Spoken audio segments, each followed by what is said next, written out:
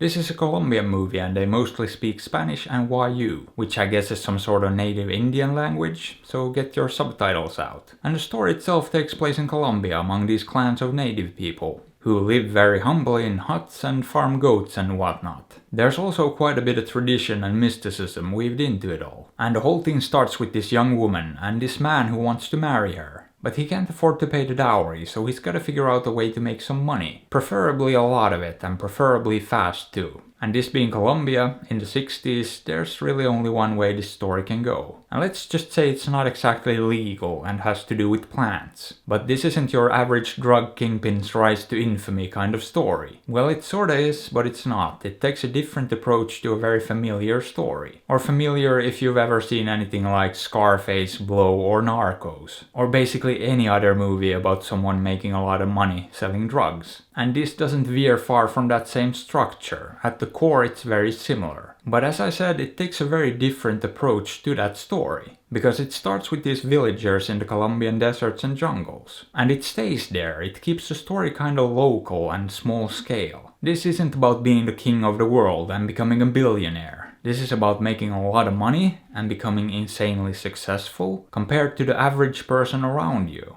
But it's also about the clans, and family, and pride in your past, and your heritage, and your homeland. So that grounds the story in this particular area, where it all starts, and it never leaves. But where there's drug trafficking, there's gonna be tension, greed, and violence. And this movie is no exception in that regard, which is why I said it's a familiar story. The general arc the movie follows is more or less the same as all those movies I mentioned before. But I'm gonna be honest, it does feel different. This is no Scarface. It's a lot slower, it's more toned down, it's less exuberant. There's more of an emphasis on the characters and the relationships. It feels almost like someone actually watched Scarface and said, okay, I wanna do that, but make more of an artsy art house film version of it. And that's where the more metaphysical elements really come in. Because there's this mother-in-law who's some sort of, I don't know, mystic. She's spiritual and believes in all sorts of old stories and superstitions. She interprets dreams and reads into all sorts of signs, including passing birds. And basically thinks she can foresee what's gonna happen. And there are these short dream sequences that basically visualize all of that. So those come in every once in a while, and they're sorta neat, I guess. But I honestly didn't pay that much attention to what she was actually saying. As far as the details in her predictions went, and the accuracy of them. They did seem kinda doom and gloomy though, and not exactly optimistic. And considering there is a fair amount of death and violence in this, I guess she wasn't completely wrong. That being said, all that stuff I could have easily done without. It didn't really do much for me, but I did like the rest of the movie. I thought it was pretty good. A fresh take on an old story. It's a slow movie and especially the first 30 minutes or so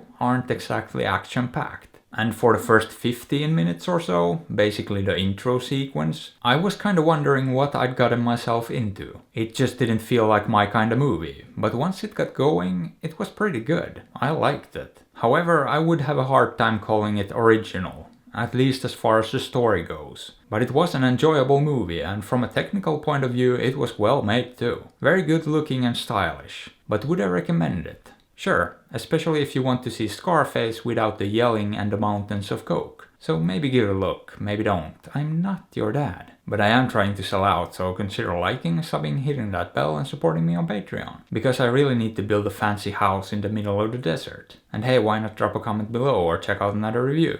I'd appreciate it. Thanks.